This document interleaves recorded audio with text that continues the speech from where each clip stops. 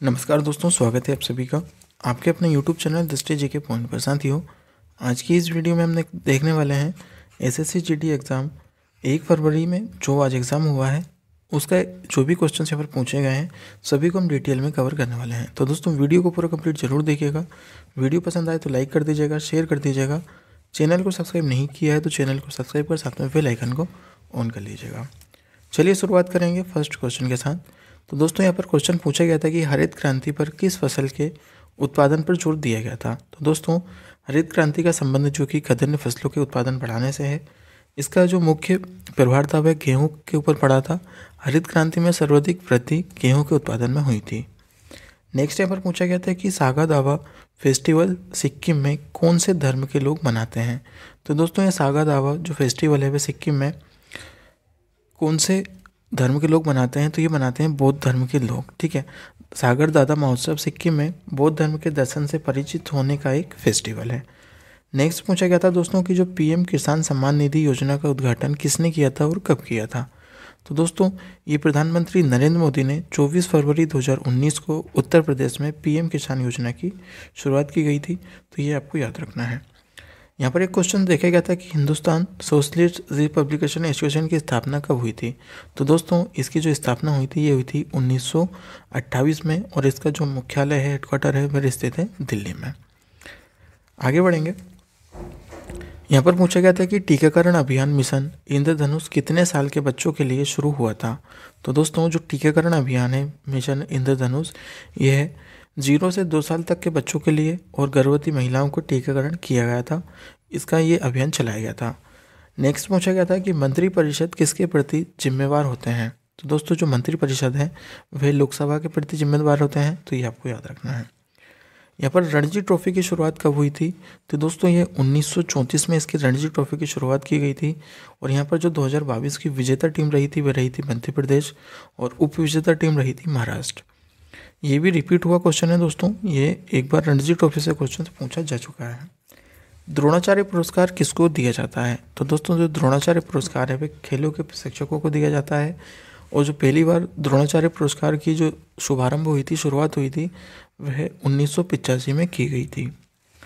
Next होगा धम्म अपनाने वाले मौर्य शासक कौन थे। तो दोस्तों, कौन से शासक थे जिन्होंने धम्म को अपनाया था। तो ये थे सम्राट अशोक मौर्य, जिनने धम्म को अपनाया था।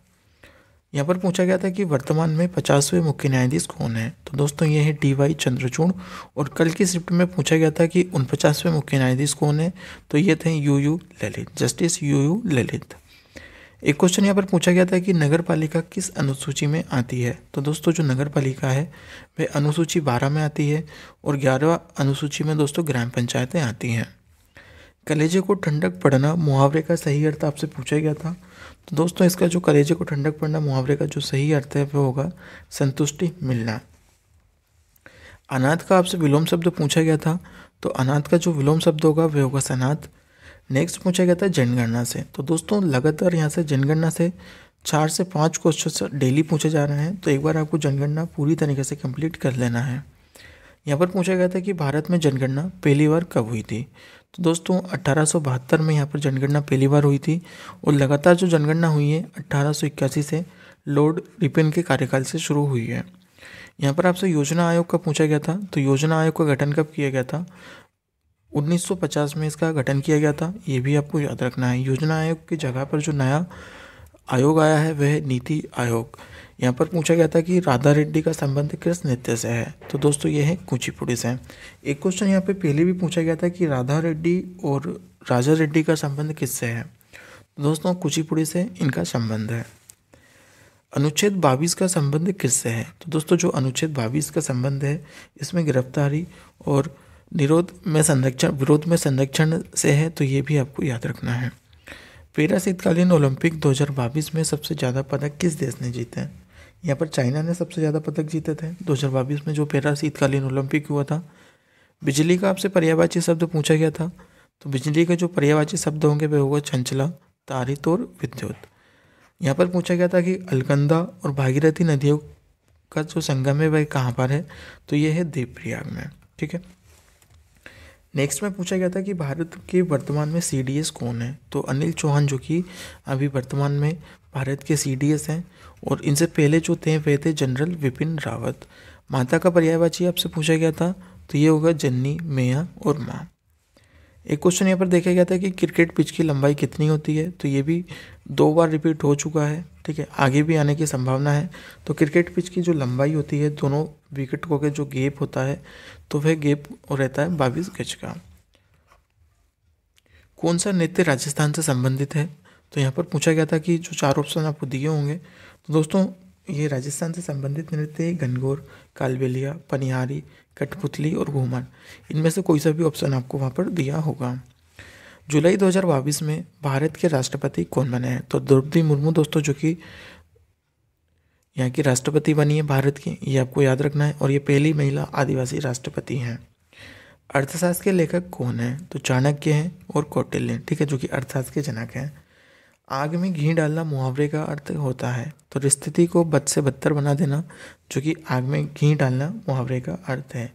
कैल्शियम का आपसे यहाँ पर कैल्शियम कार्बोनेट का सूत्र आपसे यहाँ पर पूछा गया था, CaCO3, जो कि कैल्शियम कार्बोनेट का सूत्र होता है। यहाँ पर एक क्वेश्चन देखा गया था कि प्रच्छन्न बेरोजगारी कहाँ पाई जाती है। तो ये कृषि में पाई जाती है प्रच्छन्न बेरोजगारी।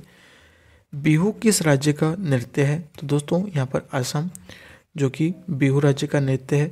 यहाँ पर नृत्य से भी दोस्तों 2 से 3 क्वेश्चन आपसे डेली पूछे जा रहे हैं। यहाँ पर पूछा गया था दोस्तों एक कि NPR का जो फुल फॉर्म होगा वह क्या होगा। तो NPR का जो फुल फॉर्म होगा वो होगा नेशनल पॉपुलेशन रजिस्ट्रार, यानी राष्ट्रीय जनसंख्या रजिस्टर। इसमें एक गांव, वार्ड या किसी शहर, एक वार्ड के भीतर सीमांकित क्षेत्र में सामान्य रूप से निवास करने वाले व्यक्तियों का विवरण होता है। दूसरा यहाँ पर पूछा गया था कि दूसरे एशियन गेम कब हुए थे। तो दोस्तों जो दूसरा एशियन गेम हुआ था वह 1982 में हुआ था। भारत ने इसमें 2 बार एशियन गेम की मेजबानी की है, एक तो 1951 में और दूसरा 1982 में। 10वीं पंचवर्षीय योजना से क्वेश्चन पूछा गया था कि जो 10वीं पंचवर्षीय योजना है उसका कार्यकाल क्या था। तो ये 2002 से लगाकर 2007 तक ये चलाई गई थी, ठीक है, और इसका जो उस टाइम वर्तमान में जो अध्यक्ष थे वे थे अटल बिहारी वाजपेयी, जो कि तत्कालीन यहाँ के वर्तमान में अध्यक्ष रहे थे।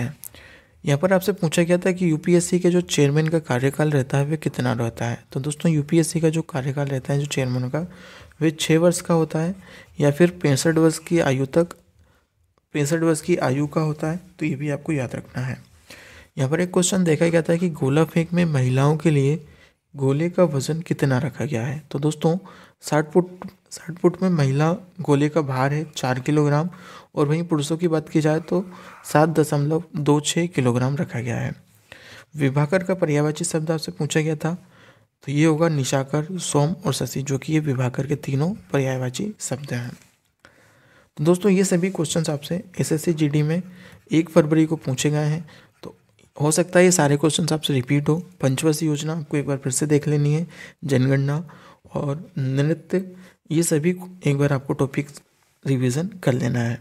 तो दोस्तों अगर वीडियो पसंद आई हो तो वीडियो को प्लीज़ लाइक कर देना, शेयर कर देना सभी साथियों के साथ। अपने चैनल को सब्सक्राइब नहीं किया है तो चैनल को सब्सक्राइब कर बेल आइकन को ऑन कर लीजिएगा।